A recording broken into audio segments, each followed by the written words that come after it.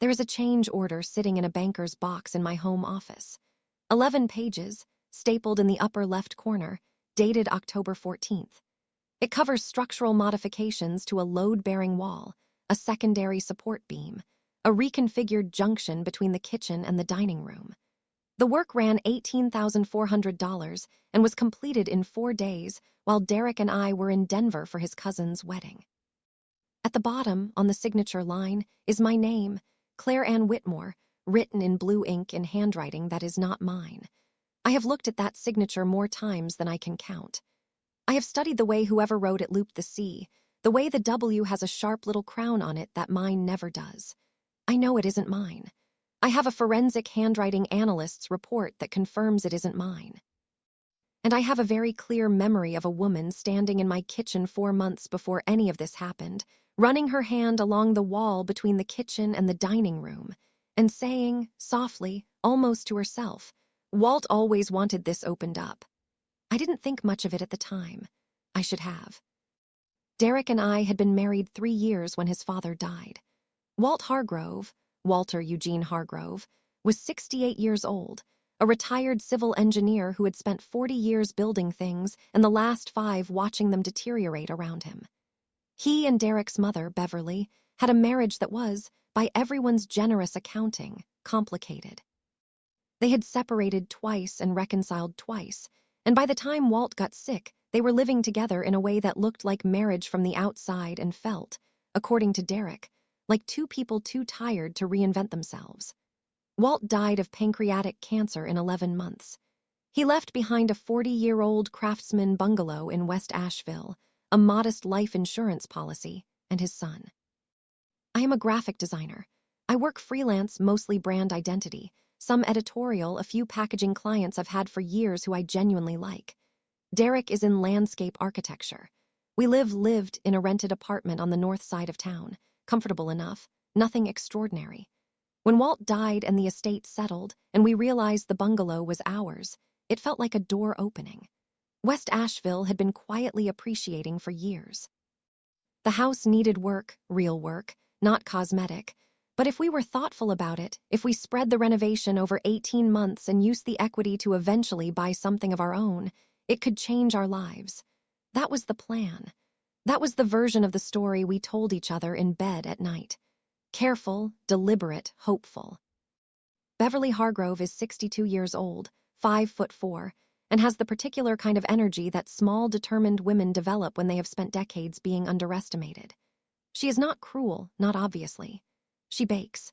She remembers birthdays. She asks follow-up questions about things you mentioned in passing 2 months ago, which feels like love until it starts to feel like surveillance. When Walt died, she became, and this is the only word for it, activated. Not by grief, exactly, though grief was certainly present.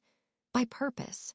By the project of Walt's memory, which she managed the way a brand manager manages a legacy account, with total control and zero tolerance for outside interpretation. Derek deferred to her immediately. This was, I told myself, grief. When your father dies and your mother is the only other person on earth who loved him the same way, you let her talk. You let her correct you. You let her say, "That's not what Walt would have wanted," for the 14th time, and you absorb it and you move on. I understood this. I was patient with this. In the first months after Walt died, I thought Beverly and I were, cautiously, finding our way toward something functional. She came to the bungalow twice with a contractor she knew, a man named Gary Fitch, who had done some work for Walt years ago. She introduced him warmly. She said Walt trusted him.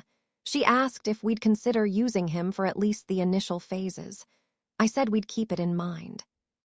The first time I felt it, that low-frequency wrongness, the kind that doesn't register as alarm because it sounds too much like helpfulness, was in early June, about 6 weeks after we'd taken possession of the house. I had been doing the initial walkthrough measurements, room by room, trying to get a full picture of what we were working with before we committed to any contractors. Beverly arrived unannounced. She had a key. Derek had given her a key because she knew where Walt kept things, which had made sense at the time for the estate paperwork, and had apparently evolved into standing access. She came in through the kitchen door with 2 cups of coffee from the place on Merriman and a manila folder full of papers she called Walt's renovation notes. She spread them on the kitchen counter like she was laying out blueprints for a meeting that had already been scheduled. He had plans for all of this, she said, smoothing the top sheet with the flat of her hand. He thought about it constantly the last few years. He just never had the energy to execute. I looked at the notes. They were real Walt's handwriting, rough sketches, measurements that were mostly accurate. They were also from 2017 and had nothing binding about them legally or practically. But I said thank you, because they were real and because she had lost her husband, and because the coffee was hot and I didn't want to be the kind of person who couldn't receive a kindness gracefully. She ran her hand along the wall between the kitchen and the dining room. Walt always wanted this opened up, she said. I nodded. I did not say yes. I did not say we'd do it. I simply did not contradict her. I have thought about that moment for a long time since. The way a non-answer can be received as permission by someone who is already moving. By August, Beverly was calling Gary Fitch directly. I found out about this the way I found out about most things that summer, after the fact from Derek, framed as a done thing. Mom talked to Gary. He's going to come by and look at the back porch situation. The back porch had a soft spot in the decking, a real issue, one we'd planned to address. The problem wasn't that she'd called him. The problem was the shape of the sentence. The way Mom talked to Gary proceeded, he's going to come by in a sequence that left no gap for my input. I said, carefully, that I'd like to be there for any contractor meetings. Derek said of course, obviously, he'd thought that went without saying. Gary came on a Thursday morning when I had client calls until noon. By the time I got to the house, Beverly and Gary were standing on the back porch with a revised scope of work that now included replacing the entire rear foundation skirting, not just the soft spot in the decking. The new scope was $4, $200 more than we'd budgeted. When I asked Beverly why the scope had changed, she looked at me with complete genuine warmth and said, Gary spotted some rot while he was under there. We caught it early. That's the good news. She put her hand on my arm. Walt would have been glad you're taking care of it right. I want to be precise about something. Beverly never raised her voice. She never lied to my face in a way I could catch cleanly. Everything she did was Walt. Walt wanted this. Walt had planned this. Walt would have been glad. Walt's memory was not a grief response. It was a management tool, deployed specifically and consistently to make every one of her decisions appear pre-authorized by a man who was no longer available for comment. The clearest example came in mid-September, about 3 weeks before we left for Denver. Gary Fitch had sent over a revised timeline for the kitchen phase, and I had asked Derek to push back on the materials line. We'd agreed on a specific grade of tile, and the quote had swapped in something Beverly had apparently suggested as a more Walt option.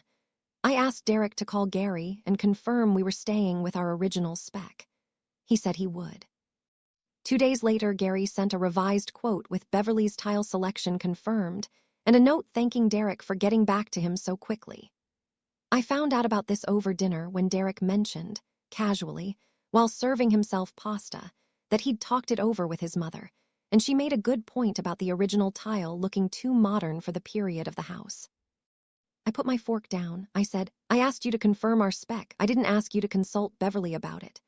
Derek looked at me with the expression he used when he wanted me to understand something was hard for him without having to say so out loud. He said, she knew what Walt used in the bathroom renovation. It's the same era of house. She's not wrong. I said, that's not the point. He said, Claire, she's trying to help. She lost her husband. Can we just let her have this one? I looked at him for a long moment. Then I said, okay. I picked up my fork. I wrote it in my notes that night not because I thought it was evidence of anything specific, but because I had started to understand that just letting her have this one was not a single transaction. It was a policy, and I was the only person in our marriage who hadn't agreed to it. I want to be careful here, because I know how this sounds. Derek was not a bad man running interference for a scheming mother. He was a grieving man who had found the path of least resistance and taken it, the way most people do when they are carrying more than they can properly hold. He believed Beverly was helping. He believed that what she needed, to feel useful, to feel connected to Walt's house, to feel like the keeper of something, was essentially harmless. He was wrong about that. But he was wrong about it the way someone is wrong when they hand their car keys to a person they love without checking whether that person has been drinking. Not malice, not conspiracy, Just the particular blindness that grief and loyalty produce in combination, the way two things that are individually reasonable can become, together, something that costs everyone around them. I understood that then. I still understand it now. It is possible to understand something completely and still need it to stop. In September, she was at the house 3 times when I wasn't there. I knew this because I had started keeping notes. Small ones, dates and times in the Notes app on my phone, because something in me had started to pay attention even though I hadn't consciously decided to investigate yet. The second time, I arrived about 40 minutes after Beverly had left and found a measuring tape on the kitchen counter and a faint smell of her perfume, something floral and powdery, the kind that settles into a room and stays, and a note on the counter in her handwriting that said simply, "Gary confirmed Tuesday." I didn't know what Tuesday meant. I photographed the note and added it to my Notes app and tried to remember if I'd agreed to a Tuesday anything. The third time I came in while she was still there. She was standing at the wall between the kitchen and the dining room, the same wall she'd touched in June, the same posture, that same proprietary stillness. Her palm flat against the plaster. She didn't hear me come in. I stood in the doorway for a moment watching her and felt something I didn't have a name for yet, not quite alarm, not quite recognition, somewhere in between. She turned and smiled when she saw me and said, "I was just thinking about what this room could be." I said, "Beverly, what's happening on Tuesday?" Her smile didn't change. She said, "Gary just needs access for a measurement. I'll be here so you don't have to worry about it." I said I'd like to be there too. She said, "Of course, whatever works for you." Tuesday came and went. I was on a client call that ran 2 hours over. When I texted Derek to ask if he'd gone by, he said he'd forgotten. I sat with that for a moment, not the forgetting itself, which was possible, but the specific texture of it. Derek did not forget things that mattered to him. He remembered his father's birthday, his college roommates' kids' names, the exact conversation we'd had on our 3rd date. He forgot Tuesday because Tuesday had not risen to the level of something that needed remembering. And I understood, sitting at my desk with my phone in my hand, that in the hierarchy of things Derek was holding that fall, the question of who had access to our property did not rank as high as I had assumed it did. I didn't bring it up that night. I added it to my notes, and I went to bed and I told myself that I was being uncharitable. I was not being uncharitable. Each time Beverly reported to Derek, not to me, and Derek passed it along over dinner with the tone of a man summarizing a news brief. She stopped by, said the painters finished the hallway, looks great. She stopped by, talked to Gary about the kitchen timeline. She stopped by and measured the windows in the front bedroom because she had a lead on salvage trim that would have been very Walt. Derek thought she was helping. I kept nodding the dates. October came. We went to Denver for the wedding. We were gone 9 days. We came back to a kitchen that smelled of drywall dust and fresh paint and had a wall missing. Not the whole wall, the pass-through between the kitchen and the dining room had been widened to a full opening, the original framing removed, a new header installed. It looked clean. It looked, honestly, like something we might have chosen. Beverly met us at the door with the energy of someone who has been waiting to show you a good surprise. "Gary's crew finished while you were gone," she said. "I hope you don't mind." I wanted it to be done before the holidays so you could see it with fresh eyes. Derek stood in the opening and said, "Wow, Mom." I stood very still and felt something in my chest go quiet and cold. I asked Beverly who had authorized the work. She said she had been in contact with Gary and everything was handled. I asked what handled meant in terms of authorization, in terms of who had signed off. She said pleasantly that she had taken care of it so we wouldn't have to worry while we were traveling. I looked at Derek. Derek looked at the ceiling opening. "It really does open the room up," he said. "Walt was right about that." I went home that night and added October to my notes. And here is where I want you to sit with me for a moment, because at this point in the story I still did not know the worst of it. I thought the worst of it was a mill with poor boundaries and a husband too caught in his grief to hold a line. I thought the worst of it was a wall I hadn't authorized. I didn't know about the signatures yet. I didn't know about the $34,000. The thing about slow burns is that by the time you can feel the heat, you've already been in the fire for a long time. February, a contractor, not Gary Fitch, a separate crew we'd hired for the exterior work, called me on a Tuesday morning while I was at my desk finishing a logo revision. His name was Marcus Webb, and he had a careful, measured way of speaking that I would come to be very grateful for. He said he was calling to ask about the schedule for the second phase of the kitchen work. I told him there was no second phase. We'd done the kitchen in the fall and we weren't planning any further structural work before spring. He was quiet for a moment. Then he said, "Huh, that's not what your mother-in-law told me back in October." And then he read me the change order, the one with my signature, the one dated October 14th, the one covering the structural modifications to the load-bearing wall that had been described to me as a simple widening of a pass-through. I am a graphic designer. I have spent 15 years looking at type, at letter forms, at the microgeometry of how people make marks on paper. I asked Marcus to send me a photograph of the signature. He did, while I was still on the phone. I looked at the C, I looked at the W, I said, very calmly, that I needed to review this document and I would call him back. I sat at my desk for 4 minutes before I opened the accounting folder. I had been meaning to organize the renovation invoices for tax purposes since December. I had been putting it off because it felt like the kind of task that deserved a full, uninterrupted afternoon, and those had been hard to come by. I opened the folder and I started from the beginning, every invoice, every payment confirmation, every receipt. I had the bank records pulled up on the second monitor, and I started matching. It took me 2.5 hours. When I was done, I had found 11 change orders, all signed with my name, all authorized through Gary Fitch's company, which was called Hargrove Home Services, a name I had assumed was a coincidence when I first saw it on an invoice, a name I now understood was not a coincidence at all. The company was registered in Beverly's name. Beverly had hired Gary. Beverly had been billing the estate, and in 3 instances, billing our joint renovation account directly. The total across 11 months was $34,240. I sat with that number for a long time. Then I went back to the October work order and I looked up the structural modification it described. 2 walls removed, a header installed. I pulled up the pre-purchase inspection report from when we'd taken possession of the house. I found the notation I had read once and forgotten. Load-bearing wall between kitchen and dining area, do not modify without engineering review. I pulled up the pre-sale inspection report we'd recently received, the one that had given us pause without telling us exactly why. I found it now, structural irregularity at kitchen dining junction. Remediation estimate, $60,000 to $70,000. Beverly had removed 2 load-bearing walls. Beverly had done it while we were out of town. Beverly had forged my signature on the work order. Beverly had been paid through a company she owned.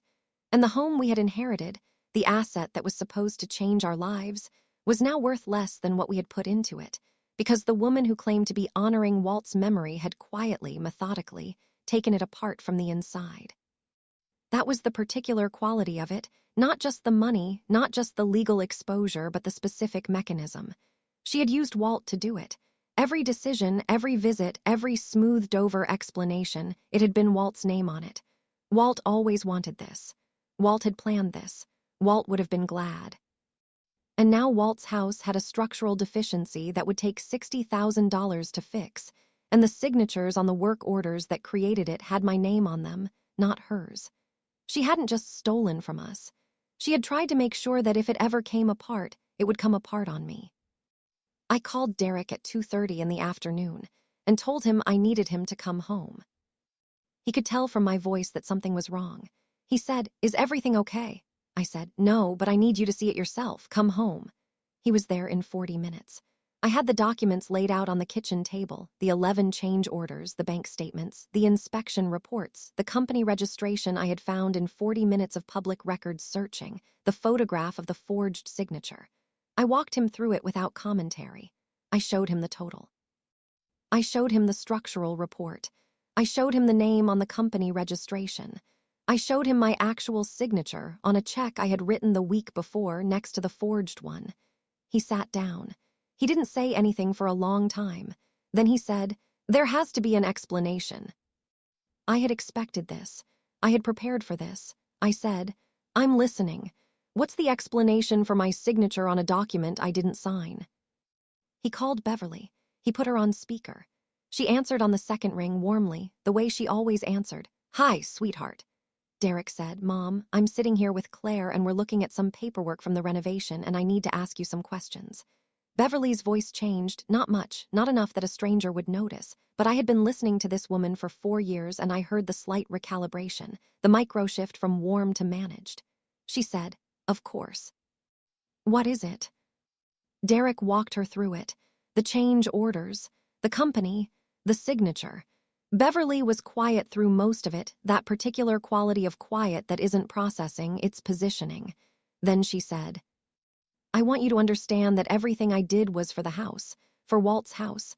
I was trying to protect the property." Derek said, "Mom, there's a $60,000 structural problem."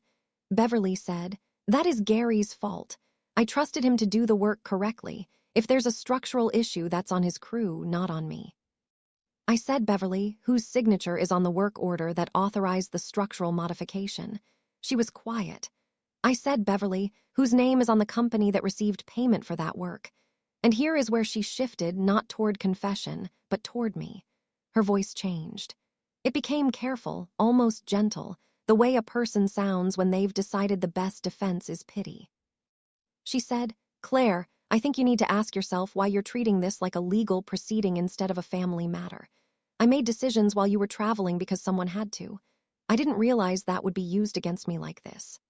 I said, "Beverly, I am asking you a direct question about my signature on a document I didn't sign." She said, "I signed them as a courtesy. You were traveling. I didn't want to bother you with paperwork." Then, quieter, "I would think that after everything this year, you'd understand that I was doing what I thought was right for this family. I would think Derek would understand that." There it was, the pivot from me to him. I watched Derek's face when she said his name. I watched him absorb the weight of it, his mother telling him, without saying so directly, that standing next to me in this conversation was a choice she was recording. Derek said, "Mom," and his voice broke on that single syllable in a way that told me everything I needed to know about what was happening inside him. Beverly let the silence sit. Then, "Everything I did was for this family." She did not apologize. She did not say she had done anything wrong. She said she had acted for the family, and she would be very hurt if her son chose to interpret it any other way. She said it the way someone says it when they know exactly how much weight the word hurt carries with the person on the other end of the line. Derek did not call his mother back that night. He did not call her the next morning. 3 days later, when she called him, he let it go to voicemail for the first time in his adult life, and then he listened to the message in the car alone and came inside and said, "I think we need a lawyer." That sentence cost him something real. I watched it cost him. We retained an attorney named Patricia Odom, who had a practice in downtown Asheville and a reputation for estate litigation. I had found her through a combination of bar association referrals and my own research. I had spent 2 weeks doing nothing but reading about estate fraud and forgery law and consumer protection statutes in North Carolina, because when you have a background in working precisely with documents, the first thing you do when someone commits document fraud against you is become an expert in document fraud law. Patricia reviewed everything. Her assessment was unambiguous. Beverly had forged signatures on legal documents, operated an undisclosed business that had billed the estate, and had potentially created conditions that constituted estate fraud. The fact that she had used the money primarily to fund the renovation rather than to enrich herself directly did not eliminate criminal exposure. It complicated it. Patricia made contact with Beverly through her own attorney. Beverly had, apparently, retained one before we even knew we were filing. That told us everything we needed to know about how surprised she was. Beverly did not face criminal charges. Neither did Gary Fitch. Patricia explained both of those outcomes to me in terms I understood even if I did not love them. For Gary, the problem was clean and brutal. Every work order he had executed carried written authorization with my name on it. As far as a prosecutor was concerned, he was a contractor who had done what the paperwork told him to do. The forgery was Beverly's exposure, not his. He had since closed his business and left the county, and Patricia's investigator couldn't find evidence he'd received anything beyond standard contractor payment. He wasn't a partner in the fraud, he was a tool of it. I have thought about Gary Fitch a fair amount since then. I think he knew. I think the name of his company, Hargrove Home Services, was not an accident. I think he understood the arrangement well enough not to ask questions. But understanding something and proving it in court are not the same thing, and Patricia was clear-eyed about where she could win and where she couldn't. For Beverly, prosecution was difficult, expensive, and uncertain. The civil recovery was more complete. The negotiation took 4 months. Beverly returned $31,000, the amount we could document as billed through Hargrove Home Services. She could not return the remaining $3,000 because it had been paid in cash to Gary Fitch personally. Beverly signed a statement acknowledging the payments and a formal release. She is not permitted to enter the property. The day after the settlement was finalized, I drove to the bungalow alone and changed the locks. Not because it was legally required. Beverly had surrendered access as part of the agreement. Because I needed to do it myself. I needed to stand at the front door of that house with a new key in my hand and feel the specific weight of what it meant to be the only person who had won. It took about 20 minutes. I sat on the front steps afterward for a while, in the cold, looking at the street. I didn't feel triumphant. I felt tired in the particular way you feel tired when something is finally over that should have been over much sooner. Then I got in my car and I drove home, and I did not look back at the house in the rearview mirror, which I mention only because I had been afraid I would. The structural remediation cost us $62,000 and took 3 months. We sold the bungalow 8 months after that.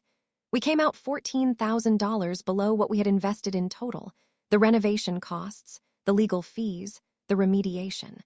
$14,000 and 18 months of our lives, not the outcome we had planned, not the story we had told each other in bed at night. Derek and Beverly have not spoken in 14 months. He has not contacted her to repair it. I do not know if that is permanent. I know that he made a choice, a visible one, a costly one, and that the choice was in my direction and I hold it for what it is. I do not think he is a villain. I think he was a man who loved his mother and his wife and who spent too long believing he could sustain both in the same space. I think the moment he let it go to voicemail was the moment he understood that he couldn't. I think about that a lot. The change order is still in the banker's box. I kept it. My attorney said I should, and even after the settlement I haven't been able to make myself throw it away. I look at it sometimes and I think about what Beverly was actually building. Not the kitchen, not the renovation, not the pass-through between the 2 rooms. She was building a version of Walt's house in which she was the authority, the decision-maker, the keeper of his plans, and I was the name on the paperwork. She used a dead man's wishes as a floor plan for what she wanted, and she was so practiced at it, so fluent in his name, that it took 11 months and $62,000 in structural damage before the house itself told us what she'd done. Here is what I want you to take with you. When someone tells you they're just trying to help, watch what they do when the help isn't wanted. Watch what they do when you're not in the room. Watch what they do with the keys you handed them for a specific purpose. Beverly never raised her voice. Beverly never lied to my face in a way I could prove in the moment. Beverly brought coffee and smoothed her hand over walls and said Walt's name like a password that opened every door. The harm was not dramatic. The harm was incremental, quiet, and cumulative. And by the time it was visible, it had already changed the shape of the structure. Your house will tell you. It always does. Make sure you're the one who gets to read the inspection report.